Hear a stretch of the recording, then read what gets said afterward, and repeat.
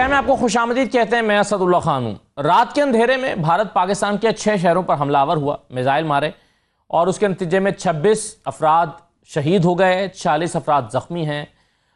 बच्चे भी हैं जिनमें जो शहीद हुए हैं। अभी कुछ देर पहले लेफ्टिनेंट कर्नल ज़हीर अब्बास साहब के बेटे इर्तज़ा अब्बास की नमाज जनाजा अदा की गई है इस्लामाबाद में, और उसमें वज़ीर आज़म, सदर पाकिस्तान और आर्मी चीफ़ ने शिरकत की है। अभी उस्मा बुखारी ने भी एक ट्वीट किया जिसमें वो बता रही थी कि ये हैं वो दहशतगर्द जो मोदी ने मारे हैं, इन बच्चों का लहू कर्ज है इस कौम पर, और उन्होंने कहा कि हम देखेंगे, बहुत जल्द देखेंगे पाकिस्तान जिंदाबाद। तो ये बच्चों की तस्वीरें भी शेयर की गई हैं उस्मा बुखारी साहबा की तरफ से, जो कि इंफॉर्मेशन मिनिस्टर हैं पंजाब की। इस सारी सूरत हाल से भारत ने क्या हासिल किया है? पाकिस्तान ने जवाब में 5 तैयारे मार गिराए हैं, जिनमें 3 राफेल हैं। वज़ीर आज़म ने इसको कन्फर्म किया है, और वज़ीर आज़म ने आज कौमी असम्बली में खिताब करते हुए क्या कहा है, इस हवाले से ज़रा देख लीजिए।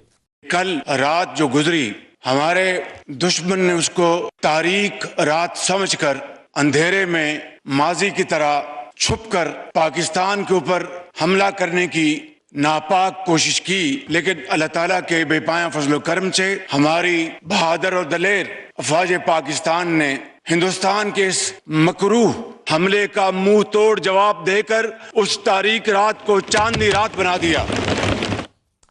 मेरे साथ डॉक्टर हुआ बुकाई साहबा मौजूद हैं, तज्ज़ियाकार हैं। बहुत शुक्रिया डॉक्टर साहबा, खुशामदीद। मेरे साथ ब्रिगेडियर मसूद अहमद खान साहब मौजूद हैं, आप भी दिफाई तज्ज़ियाकार हैं। ब्रिगेडियर साहब, आपको भी खुशामदीद कहते हैं। डॉक्टर हुमा साहबा, आपके ख्याल में क्या भारत ने अचीव किया है? क्या पैगाम उसने दिया है? दुनिया को क्या कन्विंस कर सका है? जो अमेरिका का पहला रद्द-ए-अमल था डोनाल्ड ट्रंप का, उन्होंने उसे शेमफुल करार दिया। क्या हासिल कर पाया भारत? देखिए, मैं भारत और मोदी हुकूमत को अलहदा करना चाहूँगी, क्योंकि जो भारत में सेम वॉइसेस हैं वो हमसे भी ज़्यादा तल्ख सवालात उठा रहे हैं, और मोदी हुकूमत के पास उन सवालात के जवाब नहीं। और इन 12-13 दिनों में वो कुल्ली तौर पर इंटरनल ऑडियंस को भी सेटिस्फाई करने में फेल हुए। तो अब ये सूरत हाल इस नहज पे पहुंच गई थी कि और मोदी एक बाइंड में फंस गए थे कि उन्हें कुछ तो करना था अपने क्रेडिबिलिटी गैप को एड्रेस करने के लिए। और इस क्रेडिबिलिटी गैप को एड्रेस करने के लिए आपने जो सूरत हाल देखी 6 और 7 मई की रात को, वो हुई। सवाल ये है कि भारत ने अचीव क्या किया। भारत के अंदर थोड़ा सा ये अब इस वक्त एलिमेंट है कि जी हमें ये बहुत पहले कर देना चाहिए था, अच्छा हुआ ये किया गया। लेकिन उसके साथ साथ भारत ने एक बहुत जूनियर ऑफिसर्स से एक प्रेशर करवाया जो बिल्कुल स्क्रिप्टेड था। मैंने वो प्रेशर देखा और वो बैक्ड बाय फैक्चुअली इनकरेक्ट था, और जो उन्होंने ग्राफिक्स दिखाए वो भी गलत थे। यानी मैं अपने हाथ से लकीरें खींच के वो ग्राफिक्स बना दूं और उसे मैं फॉरवर्ड कर दूं। अब जो सूरत हाल जिस नहज पर आई है वो मेरा ख्याल है कि मुश्किल है। सूरत हाल ये है कि क्या पाकिस्तान ने, जैसे आपने बजा कहा, जहाज भी गिराए हैं और मैसेज अक्रॉस दिया है कि जी ये हम टॉलरेट नहीं करेंगे, बल्कि आज ये भी कहा है कि हम रिटेलिएट करेंगे, हिट बैक करेंगे। और जैसे आपने कहा कि इन बच्चों का खून कर्ज है मुझ पर और आप पर, लेकिन सवाल ये है कि क्या हम बगैर हमला किए अपने अहदाफ हासिल करना चाहते हैं भारत से, या हम रिटेलिएशन में जाके एस्केलेशन पे जाना चाहते हैं। मैं ये बात इसलिए कह रही हूँ क्योंकि देखिए कुछ चीज़ें हैं जो हमें अचीव करनी चाहिए इस सूरत हाल से। पहली चीज़ ये है कि भारत एडमिट करे कि जो कुछ उसने किया वो गलत था। पाकिस्तान ने वो तमाम एविडेंस सबको पेश किए, और अगर वो बरमला इसको एडमिट नहीं करता तो कम से कम ये रिपीट नहीं होनी चाहिए एपिसोड। लेकिन उससे भी ज़्यादा इम्पोर्टेंट बात ये है कि जो सिंध तास मुआहिदा है, वो जो उसने अबायंस में उसको होल्ड किया हुआ है, उसको उसे वापस लेना चाहिए। क्योंकि मेरा ख्याल है असल मुद्दा जो है वो ये है। मुझे और आपको अभी क्लैरिटी से खबरें आनी है, लेकिन अब पता ये भी चल रहा है कि शायद इस वक्त भी लाइन ऑफ कंट्रोल पे एक्सचेंज ऑफ फायर है। तो ऐसा लगता है कि, और ये भी खबरें आ रही हैं कि शायद भारत एक और एडवेंचरिज्म की तैयारी कर रहा है। तो इस वक्त in some ways the ball is in the Indian court and Pakistan is in a responsive position. लेकिन बॉल की तब्दीली ये भी हो सकती है कि पाकिस्तान ये फैसला करे कि जी जो आपने किया था 7-8 की रात को, अब हम उसका जवाब देंगे। तो मेरा ख्याल है कि इंटरनेशनल कम्युनिटी का इस वक्त प्रोएक्टिव होना बहुत जरूरी है कि वो जो पाकिस्तान के इश्यूज हैं उनको एड्रेस करवाएं। इस वक्त जंग को आगे बढ़ाया जा सकता है, एस्केलेट किया जा सकता है, लेकिन ना तो इंडिया को कोई फैज होगा और ना पाकिस्तान को कोई फैज होगा।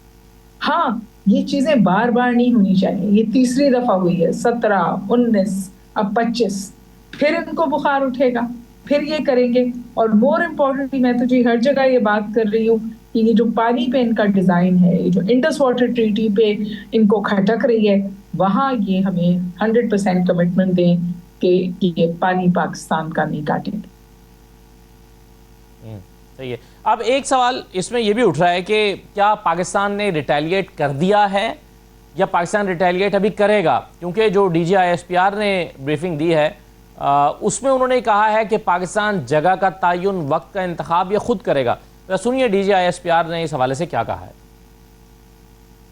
मुसल्लह अफवाद ने अपनी कौम की भरपूर हमायत से दुश्मन को पाकिस्तान पर हमला करने के चंद लम्हों के बाद ही मुंह तोड़ और भरपूर जवाब दिया और दे रही। फौज पाकिस्तान ने दुश्मन की जारियत के जवाब में और अपने दिफा में दुश्मन के 5 तैयारे और 1 कॉम्बैट ड्रोन जो पाकिस्तान पर हमला आवर हुए थे उनको मार गिराया। पाकिस्तान एयरफोर्स ने इन तैयारों को उस वक्त गिराया जब इन्होंने पाकिस्तान के ऊपर हमला किया। दुश्मन ने लाइन ऑफ कंट्रोल और वर्किंग बाउंड्री पर बिला इश्तियाल गोलाबारी और सीज फायर वायलेशन शुरू की, जिसका पाकिस्तानी फौज ने दंदान शिकन जवाब दिया। It clear that Pakistan only responded in self defence. It is India which Pakistan reserves the right and will respond to this aggression at a time, place and means of our own choice. Pakistan जिंदाबाद। पाकिस्तान ने दंदान शिकन जवाब दिया तो है, लेकिन क्या अभी पाकिस्तान की तरफ से उस एग्रेशन का जवाब दिया जाना बाकी है? DGISPR की बात से तो यही लगता है, लेकिन दूसरी तरफ यही सवाल जब राना सनाउल्लाह साहब पूछा गया है तो जो वो कह रहे हैं वो ज़रा मुख्तलिफ कह रहे हैं। राना सनाउल्लाह साहब को भी सुन लीजिए। ये तो मुसल्लह फौज ने तो कार्रवाई की है, यानी वो जो एक बयानिया हुकूमत का और आर्मी चीफ का था कि अगर उन्होंने कोई हरकत की हम नहीं करेंगे, लेकिन अगर उन्होंने की तो हम उसका मुंह तोड़ जवाब देंगे। तो वो मुंह तोड़ जवाब जो है वो दिया जा चुका है। मजीद वो करेंगे तो उसका फिर इससे भी ज़्यादा मुंह तोड़ जवाब। और अगर वो नहीं करेंगे तो हम कुछ नहीं करेंगे। देखें, अगर वो नहीं करेंगे तो इसके ऊपर एक ज़िम्मेदार स्टेट के तौर पे गवर्नमेंट की भी और आर्मी चीफ की ये कमिटमेंट है। हमने दुनिया से ये कहा है कि अगर वो कार्रवाई ना करें या वो कोई एक्शन ना लें या वो कोई दरअंदाजी ना करे तो हमारी तरफ से कोई ऐसी गैर जिम्मेदाराना बात जो है वो नहीं होगी। ब्रिगेडियर मसूद साहब, राना सनाउल्लाह साहब की इंटरप्रिटेशन ये है या अंडरस्टैंडिंग ये है कि एग्रेशन का जवाब दिया जा चुका है, जबकि पाकिस्तान में बहुत से लोग समझते हैं और DGISPR की प्रेस ब्रीफिंग से या उनके स्टेटमेंट से भी यही अंदाज़ा होता है कि अभी पाकिस्तान बदला लेगा। आप कैसे देख रहे हैं सूरत हाल को? बहुत शुक्रिया। देखें कि ये मेरे ख्याल में एक रिस्पांस ज़रूर हमारी तरफ से जाएगा, स्पेशली जो हम जब बात करते हैं टेररिस्ट के। देखें, जब उन्होंने स्ट्राइक्स किए, 100 कॉल स्ट्राइक्स किए थे, तो हमारे से निहत्ते सिविलियंस पे किया, ख़वातीन और बच्चों पे किया, और जो 100 कॉलोनी का ये टेररिस्ट कैंप्स है यहाँ पे थे और ये मसाजिद पे हमले किया। तो हम एक पॉसिबिलिटी है, वी विल गो आफ्टर जो टेररिस्ट कैंप्स हैं, उनके फाइनेंसर हैं, उनके हैंडलर्स हैं, और जो जहाँ से वो ऑपरेट करें in the safe haven. So this is one possibility जो मेरे ख्याल से पॉसिबल हो सकता है। और सेकंड पॉसिबिलिटी ये भी है कि जिस तरीके से उन्होंने हिट किया है नीलम झेलम प्रोजेक्ट को, और वो बड़े सीरियस ग्रेव किस्म की वायलेशन है, तो उसमें हम उसको भी रूल आउट नहीं कर सकते हैं कि हम वहाँ पे हो सकता है we will go for a similar target. सही है। जो आप नीलम झेलम की बात कर रहे हैं सर, अब इस पर अटैक करना। जी डॉक्टर साहब, मुझे एक जुमला वगैरह मुझे इजाजत दे दें। जी कहिए। मैं ये कह रही हूँ सर, हमने ट्रेलर दिखाया है, अब इंडिया की मर्जी है वो पूरी फिल्म देखना चाहता है या नहीं। या तो हमारे कंसर्न्स एड्रेस और हमें गारंटीज मिली हैं। बिल्कुल सही फरमा रहे हैं ब्रिगेडियर साहब कि जो वाटर वर्क्स पे हमला है वो कोई छोटी बात नहीं है, और हमने इंडिया को ये तो बता दिया कि हम बहुत सख्त रिस्पांस दे सकते हैं। क्या इंडिया इससे ज्यादा सख्त रिस्पांस चाहता है, या इंडिया अब मीडिएशन और निगोशिएशंस की तरफ आना चाहता है, जो पाकिस्तान शुरू से बात कर रहा है? हम तो इन्वेस्टिगेशन की भी बात कर रहे हैं, मीडिएशन के लिए भी ओपन है, कॉन्वर्सेशंस के लिए भी ओपन है। और क्योंकि इंडिया ने एग्रेशन किया तो हमने समझे एक ट्रेलर दिखाया है। अगर इंडिया पूरी फिल्म देखना चाहता है तो इंडिया की मर्जी है जी, the ball in the Indian court.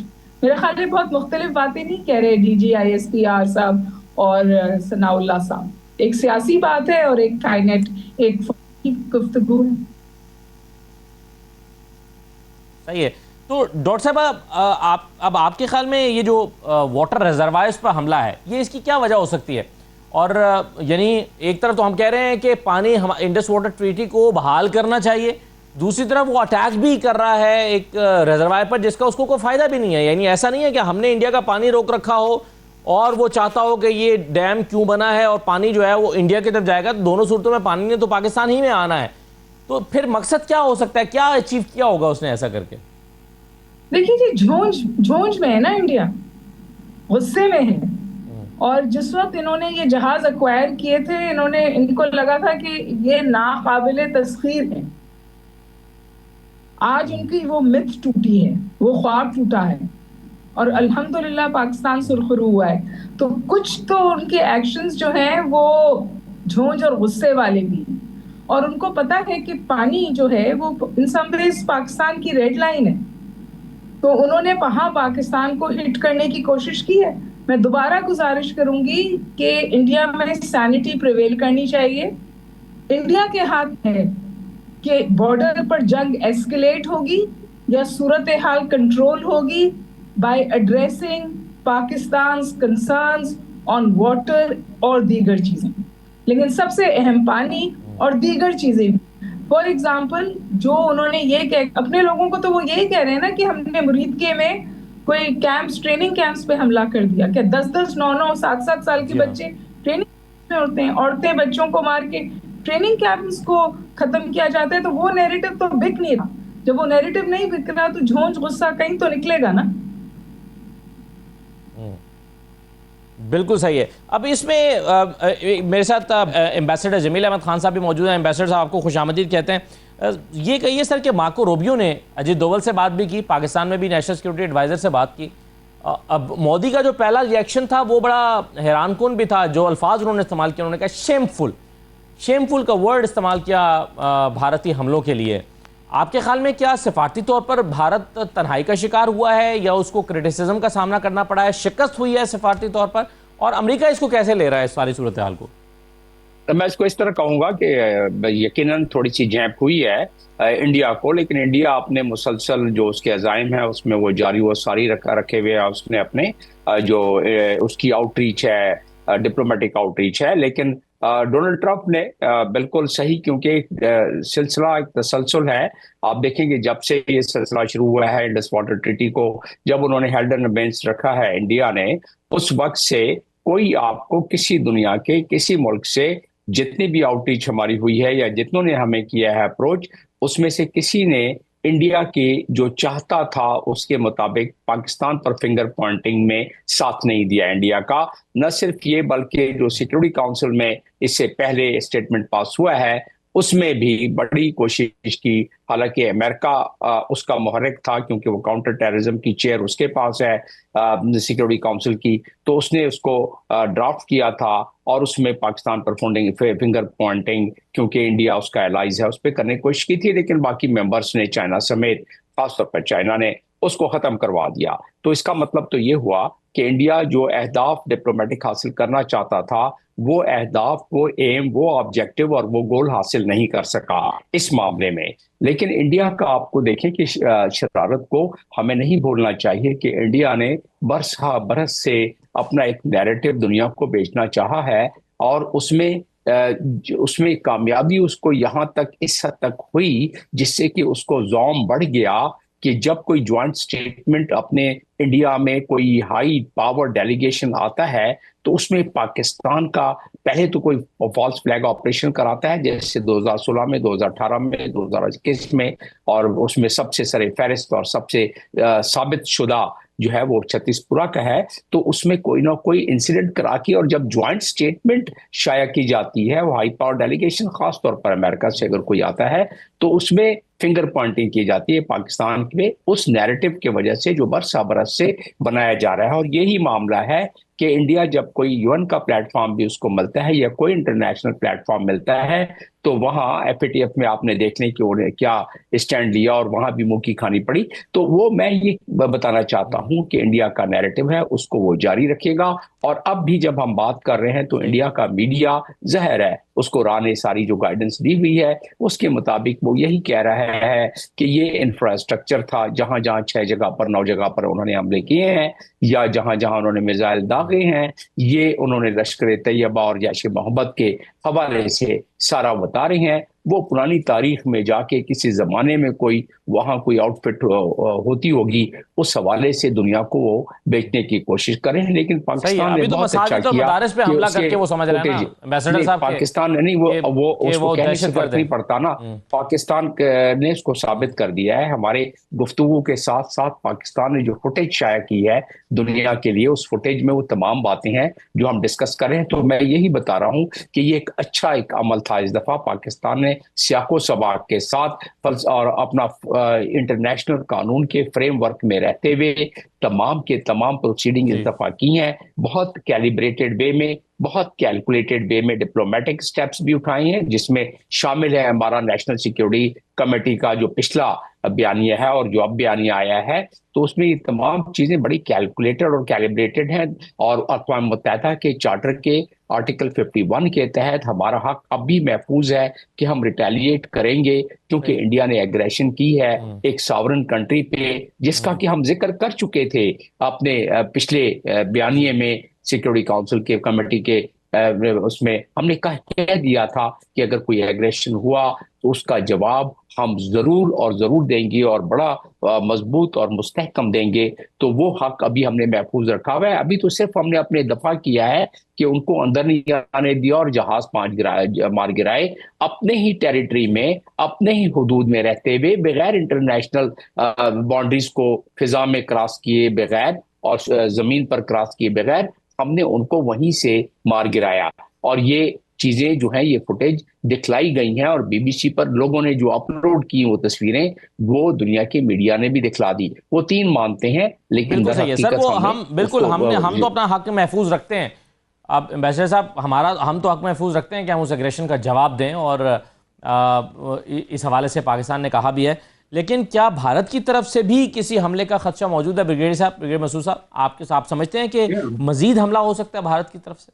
जी हाँ, मैं पहले एक थोड़ी सी चीज ऐड करना चाहता हूँ। देखें कि मोदी ने जब 2019 का वाकया हुआ था, तो अगर आपको याद हो तो उन्होंने कहा था काश हमारे पास राफेल होते तो ये हम होने नहीं देते। और आज जब राफेल थे तो इसके साथ उन्होंने क्या किया कि उनके जहाज गिरा 3 गिर गए। और अभी देखें कि अगर इनमें सच्चाई होती और इनमें कोई डेप्थ होती तो एक्सटर्नल सेक्रेटरी जो थे एक्सटर्नल अफेयर्स के मिस्री साहब ने क्वेश्चंस नहीं लिए हैं। उनको पता था वो पकड़ा जाना था उसने, तो वो क्वेश्चन उन्होंने वहां पे लिए नहीं हैं। तो जहां तक और फिर देखिए कंफर्मेशन अभी तो राइटर्स ने भी कर दी है, फॉक्स न्यूज ने भी कर दी है, CNN ने भी कर दी है, तमाम इंटरनेशनल मीडिया कंफर्म कर रहा है। और जिससे देखें कि ये खुद तो डूब गए थे लेकिन फ्रांस को भी ले डूबे हैं साथ। तो मेरा ख्याल में उनकी अपनी क्रेडिबिलिटी भी फ्रांस की भी खराब कर दी है इन्होंने। तो देखिए जहां तक आपकी बात कर रहे हैं कि हम देखें दुश्मन जो है ना, इसको ये मैं हर शो में पीछे कहता रहा कि we can not rule out possibility. ये सारा डिसेप्शन है, कोई डिफ्यूज नहीं हुआ है, कोई डी एस्केलेशन नहीं हुआ। तो इंडिया जो है देखिए आपका अजली दुश्मन है। India has never accepted you as independent sovereign states अपने नेबर में। सो देयरफॉर 50 से लगा हुआ है to destabilise hatching conspiracies, Afghanistan के जमीन दाएं बाएं करके आपको कर रहा है। So we can not rule out कि इसमें पॉसिबिलिटी हो सकती है, क्योंकि जो अभी देखें चीजें तो वो बता डिस्क्लोज नहीं कर रहे हैं। 5 देखें, उनके अपने मीडिया ने 4 जहाजों का कंफर्म किया है, इंडिया टुडे ने 3 का कहा है और इंडियन एक्सप्रेस ने 1 का कहा है। और इसके अलावा जो कैजुअलिटीज हुई हैं, 2 brigade headquarters they have been destroyed, 1 battalion headquarters, और इसके अलावा several post along the LOC। तो द कैजुअलिटीज आर मैसिव, वो तो अभी बताएंगे नहीं। तो अंदर से देखें, जो मोरल ऑलरेडी लो था इन स्ट्राइक्स के बाद, जिस तरह पाकिस्तान ने अपनी सुपीरियरिटी दी, एयर सुपीरियरिटी और ग्राउंड सुपीरियरिटी दोनों हमने मेंटेन की है। So we have deliver a message. जब हमने डिफेंस लिया है, तो अब इंडिया जब कोई करता है, अब हक तो हमारा बनता है, हमने करना है। अगर इंडिया इस दौरान कुछ करता है तो और भी इससे ज्यादा लिथल जवाब जाएगा। बिल्कुल ठीक है सर। अब राफेल का आपने भी जिक्र किया कि राफेल तैयारे तो मजाक बन के रह गए हैं और फ्रांस की भी क्रेडिबिलिटी को हिट किया गया है। लेकिन अब सवाल ये पैदा होता है कि क्या राफेल तैयारे एक कमज़ोर एयरक्राफ्ट है, या फिर पाकिस्तान एयरफोर्स की कैपेबिलिटी इस किस्म की है कि राफेल तैयारे यहाँ पर ठहर नहीं सके, परफॉर्म नहीं कर सके, या फिर इंडियन पायलट्स की ट्रेनिंग ठीक नहीं है। बहुत सारे सवालात इस हवाले से उठ रहे हैं, क्योंकि दुनिया की बहुत बड़ी खबर जो है वो राफेल 3 राफेल तैयारों का, एक भी नहीं, 2 भी नहीं, 3 राफेल तैयारों का गिराया जाना है। एक छोटे से ब्रेक के बाद इस पर बात करते हैं, हमारे साथ रहिए।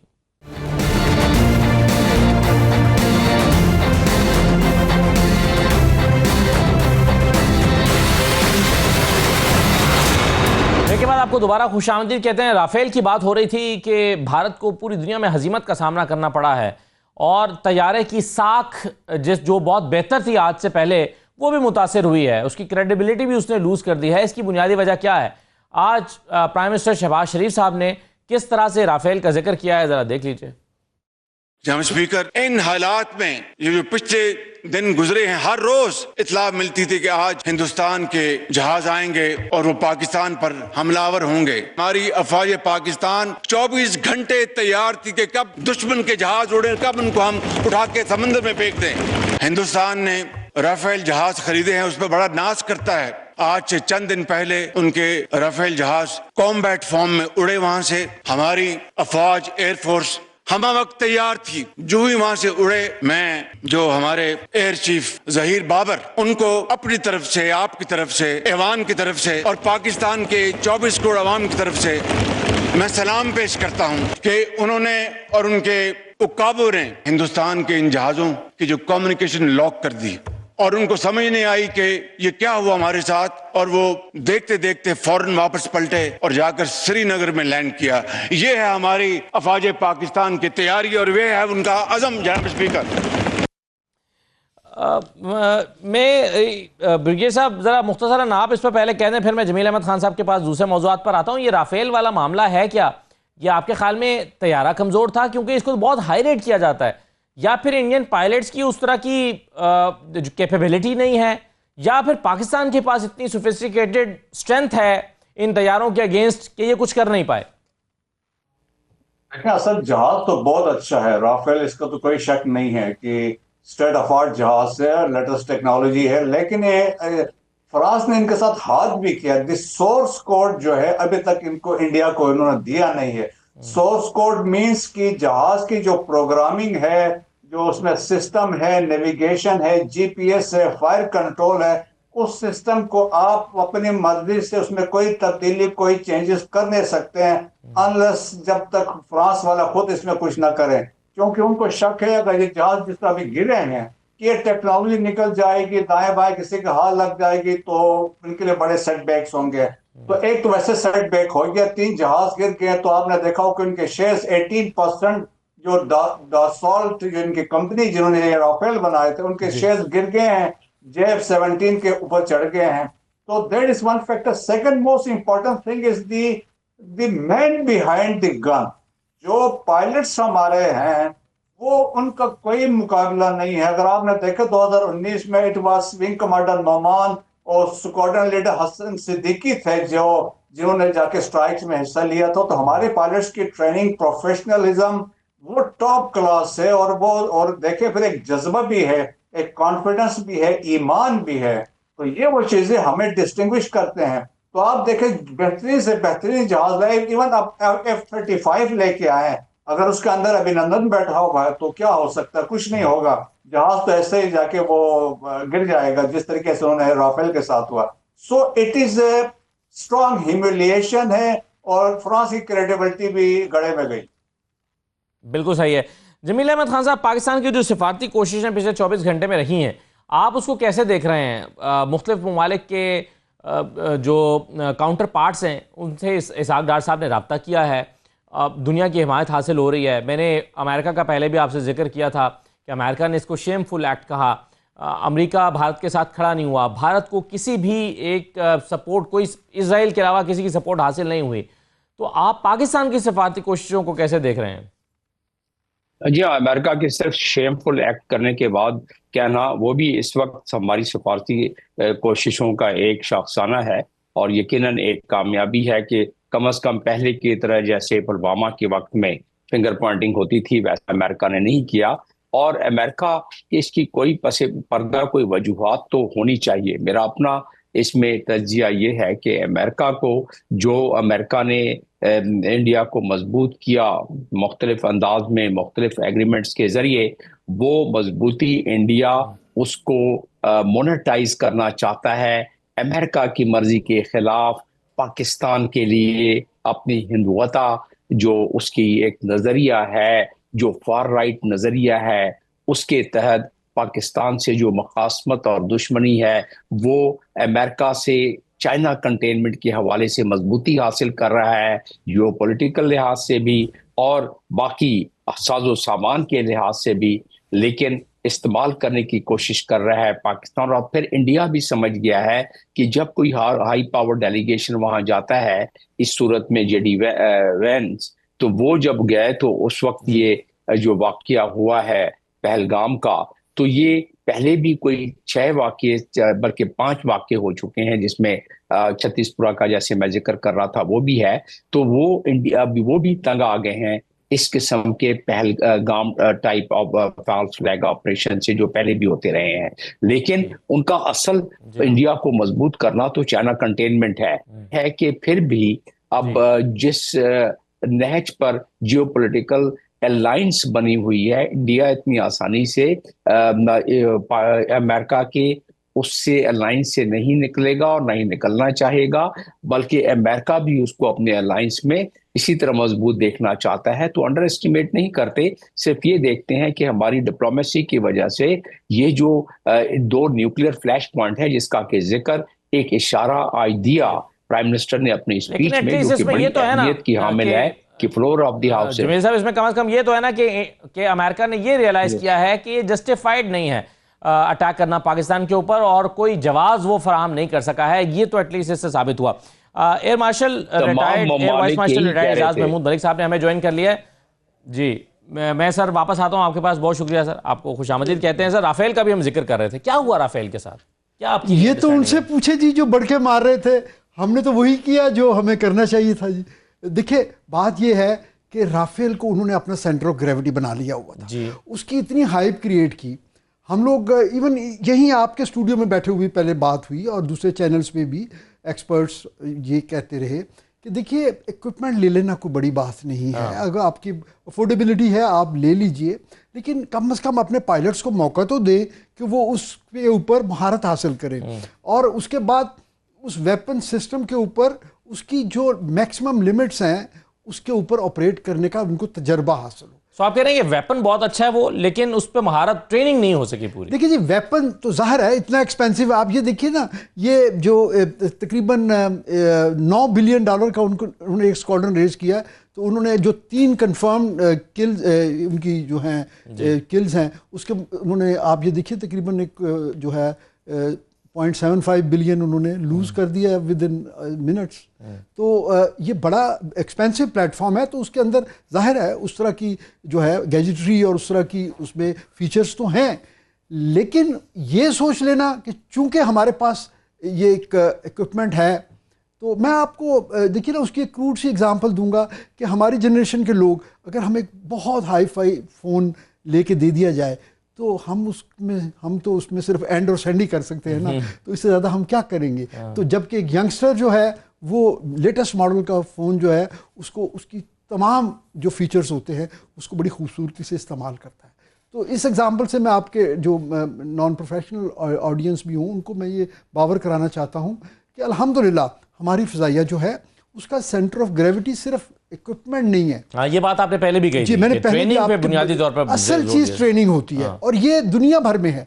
यही वजह है कि हम जब इंटरनेशनल एक्सरसाइजेस पे जाते हैं हाँ, या हमारे पायलट्स जो हैं जब तरबियत के लिए कभी दूसरे मुल्क में नए वेपन सिस्टम पे जाएं, फॉर एग्जांपल जब हमारे F-16 के लिए पहले 6 पायलट्स गए तो अमेरिकन दे वर सरप्राइज्ड और उन्होंने उस वक्त हमारे चीफ को जो है उनको कॉम्प्लीमेंट पेश किया कि हमने इतने अच्छे पायलट्स जो है ना कभी देखे नहीं कि उन्होंने कम से कम वक्त में उन जहाज़ों पे महारत हासिल जी। आज प्राइम मिनिस्टर ने अपनी स्पीच में कहा कि इंडिया से जहाज उड़े और हमने उनकी कम्युनिकेशन लॉक कर दी और उनको फिर श्रीनगर पर फौरन उतरना पड़ा। इससे क्या मुराद है कम्युनिकेशन लॉक करना? देखिए जी, हमारे पास सिर्फ जो एयर पावर में फाइटर प्लेन्स नहीं होते, क्योंकि ये एक पूरा पैकेज होता है जी जिसमें फोर्स मल्टीप्लायर्स होते हैं। मैं आपके लिए इसको सिंपल कर देता हूँ। अब ये देखिए कि सबसे पहले हमें देखने के लिए आंखें, सुनने के लिए कान चाहिए।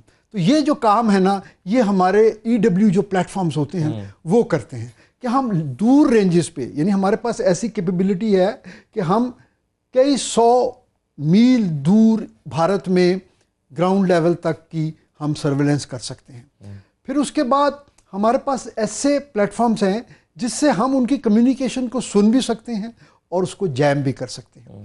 तो आजकल चूंकि जो जहाज़ है ये आपस में जब कम्युनिकेट कर रहे होते हैं तो ये डिजिटल कम्युनिकेशन कर रहे होते हैं। ये पुराने ज़माने की तरह रेडियो पे नहीं बात करते या उस जिसको हम RT कहते हैं, रेडियो टेली कम्युनिकेशन, उस पर बात नहीं हो रही होती। ये डिजिटलाइज्ड इंटीग्रेटेड होते हैं। तो वो जिस लिंक के ऊपर वो ऑपरेट कर रहे होते हैं, अगर आप उस लिंक में पेनिट्रेट कर जाएं तो वो जो है वो नाकारा हो जाते हैं, यानी वो अपनी तमाम तर सलाहियत होते हुए भी वो ऐसे हो जाते हैं जैसे कभी आपने मूवीज़ में देखा होगा कि वो जब वो टेजर गन जो होती है वो जब इस्तेमाल होती है तो अच्छा भला जो मतलब ब्लाइंड हो जाते हैं ना, आपको पता ही नहीं है टारगेट क्या है, आपको जाना कहाँ है, कम्युनिकेट कैसे करना है, कैसे करना है, आपको फ्रेंड एंड फो का पता नहीं चलता, आपको ये नहीं पता चलता कि दुश्मन कौन है और मेरा अपना जो। यार साहब ये बताएं कि एयर डिफेंस सिस्टम हर वक्त एक्टिव होता है क्या?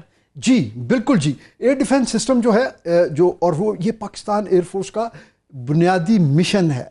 पाकिस्तान एयरफोर्स के जो एयर चीफ होते हैं उनको गवर्नमेंट ऑफ पाकिस्तान ने commander air defence Pakistan designate किया हुआ है बाय लॉ, और उनकी जिम्मेदारी ये है कि वो पाकिस्तान की फ़िज़ाई हदूद, पाकिस्तान के जो टेरिटोरियल वाटर्स हैं उसके ऊपर जो भी एयर के मीडियम इस्तेमाल करने वाली चीज़ हो उसकी वो सर्वेलेंस करें तमाम आल्टीट्यूड पे। जब हम आल्टीट्यूड्स की बात करते हैं तो ये बिल्कुल ट्री टॉप लेवल से लेके तो किसी भी जो ऑपरेशनल हाइट एलिवेशन है वहाँ तक हम देखते हैं। तो वो डिटेक्ट करते हैं, फिर उसको आइडेंटिफाई करते हैं बहुत कम से कम वक्त में, और आइडेंटिफिकेशन करने के बाद हम उसको या तो एलाइड डिक्लेयर करते हैं, यानी हमारा अपना दोस्त है, इसमें हमारे अपने जहाज़ भी हो सकते हैं या वो फ्रेंडली जहाज़ जो हमारी एयर स्पेस को इस्तेमाल कर रहे होते हैं इस टाइम में। और उसके अलावा अगर कोई ऐसा जहाज़ आए जिसके ऊपर हमारे पास कोई इन्फॉर्मेशन नहीं है तो हम उसको चैलेंज करते हैं और फौरी तौर पे हमारे पास एयर डिफेंस अलर्ट एयरक्राफ्ट होते हैं जो पूरे पाकिस्तान में मुख्तलिफ बेसिस पे चंद मिनटों की रेडीनेस पे बैठे होते हैं। यानी आप समझिए कि पायलट्स जो हैं वो बिल्कुल उन्होंने सिर्फ हेलमेट उठाना है और दौड़ते हुए उन्होंने उसको स्टार्ट करके टेक ऑफ कर जाना है। तो वो रडार कंट्रोलर्स जो हैं वो उनको कंट्रोल करते हैं और वो फिर विजुअली जाके उस जहाज़ को देखते हैं, और अगर वो दुश्मन का जहाज़ है तो वो उसको फिर फोर्स लैंड करवाते हैं जो हमने पहले किया। और अगर वो कोई उसके ऐसे अग्रेसिव पोस्चरिंग है जैसे अभिनंदन का एयरक्राफ्ट को अगर आप देखें तो फिर उसको शूट डाउन करने का हमारे पास कानूनी तौर पे भी इंटरनेशनल लॉ के मुताबिक हम अपनी एयर स्पेस में किसी भी दुश्मन के सही जाहिर है। अभी जो हमने राफेल गिराए हैं, तैयारे गिराए हैं, ये तो पाकिस्तान की का जो एक दिफाई निज़ाम है उसको मुतासर कर या पाकिस्तान की हुदूद में दाखिल होने की कोशिश कर रहे थे, इनफैक्ट उनको मार गिराया गया। हमारी गुफ्तगू जारी है, एक छोटा सा ब्रेक लेते हैं, ब्रेक के बाद वापस आते हैं।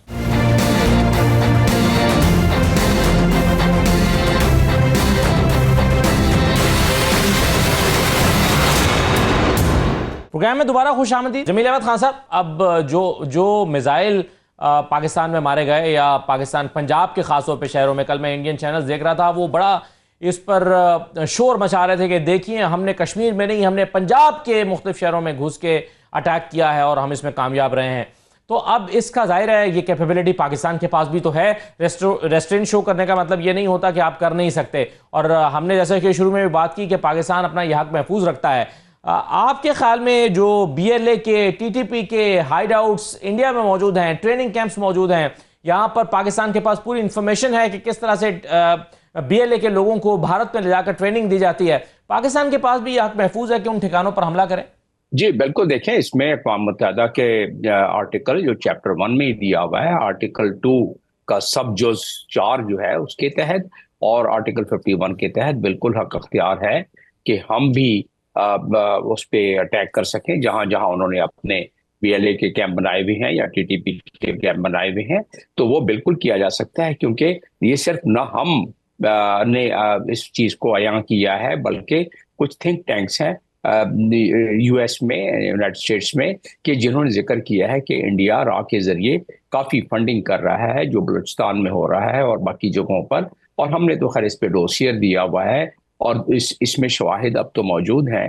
तो यस, पाकिस्तान यह हक महफूज रखता है और इसमें कुछ सिक्योरिटी काउंसिल के रेजोल्यूशन भी हैं जिसमें 1567 है, 1373 है और रेजोल्यूशन हैं जिसके तहत अगर कोई टेररिस्ट एक्ट हो जाता है तो इन परसूट, या अगर कहीं टेररिस्ट कैंप है जिसको कि अभी जवाब बनाने की कोशिश कर रहा है इंडिया कि उसने टेररिस्ट इंफ्रास्ट्रक्चर को सिर्फ निशाना बनाया है, जबकि बच्चे और औरतों को का हमने फुटेज दिखला दी है, मस्जिदों की फुटेज दिखला दी है। और मस्जिदों को या इबादत गाहों को निशाना बनाना जंग में भी वो एक सीरियस क्राइम है और उन्होंने कमिट किया है।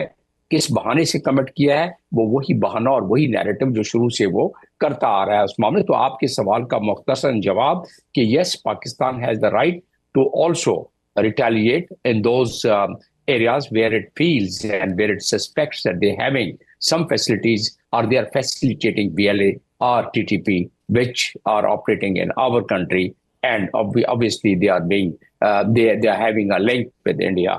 So in that case the answer is yes, Pakistan can do it and international law does permit about it.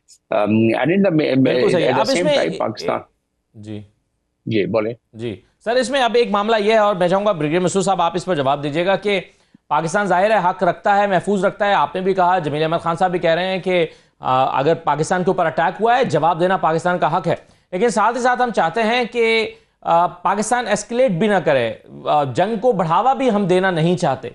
तो ऐसे में पाकिस्तान की हिकमत अमली क्या होनी चाहिए?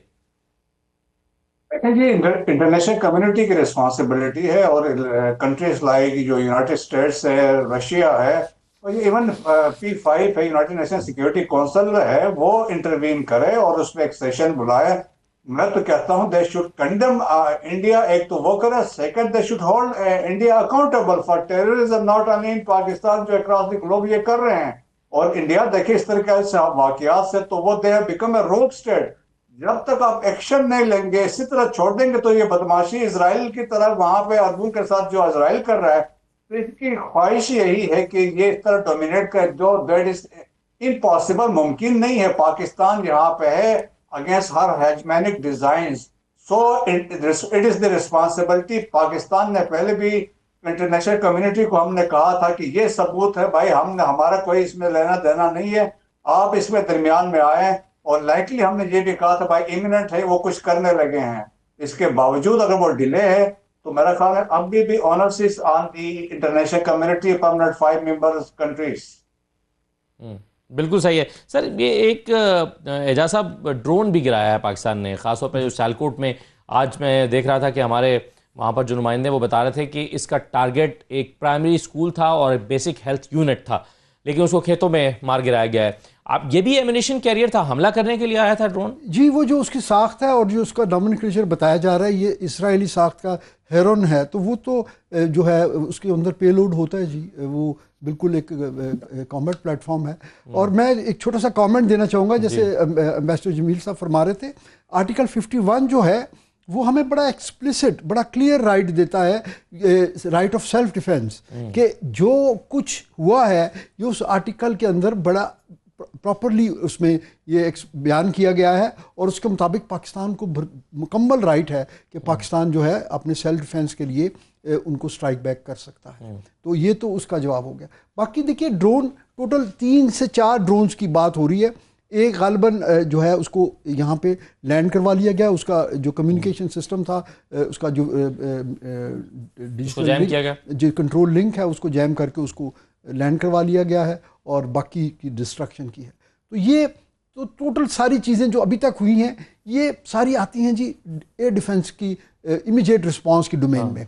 अभी तक हमने कोई ऑफेंसिव नहीं किया, अभी तक हमने जो है वो अपना हक महफूज रखा है, और वो पॉलिटिकल लीडरशिप जैसे ही कोई ग्रीन सिग्नल दे, मेरा ख्याल है उसमें प्लान्स तो ऑलरेडी बने होते हैं और तैयारी भी होती है, प्रैक्टिस भी होती है, तो वो मिनटों की बात होगी जी इंशाल्लाह, जब हम उन टारगेट्स को प्रिसीजन के साथ, एक डिग्री ऑफ एश्योरेंस के साथ और मीडिया लाइमलाइट में इंशाल्लाह हम उसको करेंगे, ताकि फिर वो इनकार ना कर सके। बाद में वो बड़ी जल्दी मुकर जाते हैं जी, वो तो मेरा ख्याल है हम उनको मौका नहीं, सबूत भी फराहम करेंगे ताकि जी, मुकर ना सके। बिल्कुल इंशाल्लाह, बिल्कुल सही है।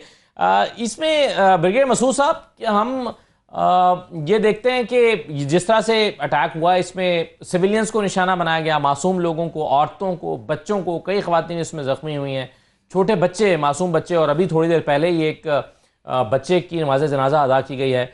फिर वाटर रिजर्वायर्स पे अटैक जो हम शुरू में भी बात कर रहे थे। तो ये सारी चीज़ें इंटरनेशनल कम्युनिटी में पाकिस्तान का मुकदमा कितना मजबूत बनाता है, क्योंकि ये खिलाफ वर्जी है बेसिक हेल्थ यूनिट पर या हॉस्पिटल पर हमला करना, आलमी कवानीन की खिलाफ वर्जी है, प्राइमरी स्कूल पर, प्राइमरी स्कूल का मतलब है बच्चों के स्कूल पर हमला करना ये, और फिर आबी ज़खायर पर तो जंग के दौरान भी हमला नहीं किया जाता। ये तो नॉर्म्स जो हैं ये सिर्फ इसराइल ने फ़लस्तीन में सारी तोड़ी हैं। भारत क्या इसराइल के नक्शे कदम पे चल रहा है? और इन सारी चीज़ों को इकट्ठा करके हम दुनिया के सामने रखते हैं तो कितना मजबूत होगा पाकिस्तान का केस? देखेंगे, ये तो इंडिया की पॉलिसी है। अभी आपने जो रिसेंटली नेटवर्क पकड़ा गया था अब्दुल मजीद वाला, और उसमें जो इसको इंस्ट्रक्शन भैया संदीप की तरफ से आ रही थी कि उन्होंने कहा पब्लिक गैदरिंग पे जाके आईडी लगाओ, या यहाँ पे जो पब्लिक बसों का अड्डा होगा वहां पे जहाँ पे लगाएं, ताकि उन्होंने कहा ज्यादा इम्पैक्ट, मीडिया कवरेज चाहिए और जी पैनिक चाहिए। हाँ, वो एक इम्पैक्ट जिस तरह जाफर एक्सप्रेस वाला था या बलोचिस्तान में जो टेरर अटैक्स होते हैं वहां पे इनकी यही मकसद है, खबर बने और इसके फिर accordingly the payments are made. सो देखें कि ये इंडिया की एक पुरानी पॉलिसी है। पाकिस्तान ऐसा बिल्कुल नहीं करता है कि सिविलियंस के अगेंस्ट, तो बिल्कुल हमारी नहीं है। और देखिए जो आज से जो हमने जवाब दिए हैं मिलिट्री टारगेट्स पे गए हैं, तो दैट इज अवर, हम एक मैच्योर रिस्पॉन्सिबल स्टेट के तौर पर वी आर एक्टिंग। तो मेरे ख्याल में इंटरनेशनल कम्युनिटी को समझना चाहिए, ट्रांसनेशनल रिप्रेशन के बाद भी जिस तरीके से ये कर रहे हैं। और खुद देखें द गार्डियन ने लिखा ना कि 22 कश्मीरियों की जो यहाँ पे असोसिनेशन पाकिस्तान में की, राजनाथ सिंह ने कहा कि हमने उसके मारा है। तो इससे बड़ा रोप स्टेट इंडिया से कौन हो सकता है दुनिया में?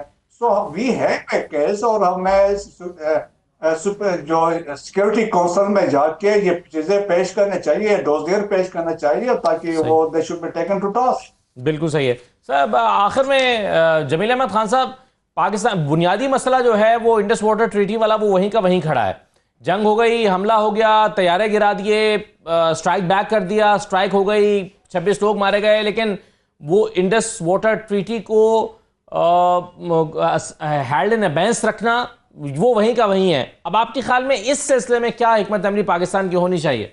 वो तो उसकी जो हरकत थी इंडस वाटर ट्रीटी वाली, वो इतनी प्रैक्टिकल नहीं है, क्योंकि उसको बरस लगेंगे वो डैम बनाने में। लेकिन शरारत कर सकता है, पानी रोका छोड़ दिया 6 घंटे के लिए, 12 घंटे के लिए, थोड़ी बहुत फ्लडिंग हो गई, वो भी बात जो है वो थोड़ा बैक बर्नर पे चली गई है। और हमने तो बता दिया है कि अगर पानी रोका, जिस अंदाज में रोका, जब रोका, जिस सन में रोका, तो हम उसको we take it as an act of war. लेकिन उससे एक चीज हुई है कि कश्मीर का मसला जो बहुत अरसे से दुनिया भूलती जा रही थी गालिबन, क्योंकि वो पिछले जो 15 सिक्योरिटी काउंसिल के रेजोल्यूशंस हैं उस पर कोई कान नहीं धर रहा था, और न ही उसमें सिक्योरिटी काउंसिल दोबारा उस पर कोई इम्प्लीमेंटिंग रेजोल्यूशन पास करने के उसमें मूड में थी। लेकिन अब क्योंकि ये इतना ज्यादा दोबारा लाइमलाइट में आ गया है, और ये दुनिया के अमनो अमान के लिए खतरा बन गया है। सही है। और जमील साहब, इसका क्रेडिट भी मेरा ख्याल है खुद इंडिया को ही जाता है कि वो खुद अपनी इस हिकमत अमली से कश्मीर के मसले को लाइमलाइट में ले आया है। बहुत शुक्रिया Jameel Ahmed Khan sahab, air vice marshal retired Ejaz Mahmood Malik sahab, आपका बहुत शुक्रिया। ब्रिगेडियर मसूद अहमद खान साहब, आपका बहुत शुक्रिया प्रोग्राम में शिरकत करने के लिए। इजाज़त दीजिए, अल्लाह हाफिज़।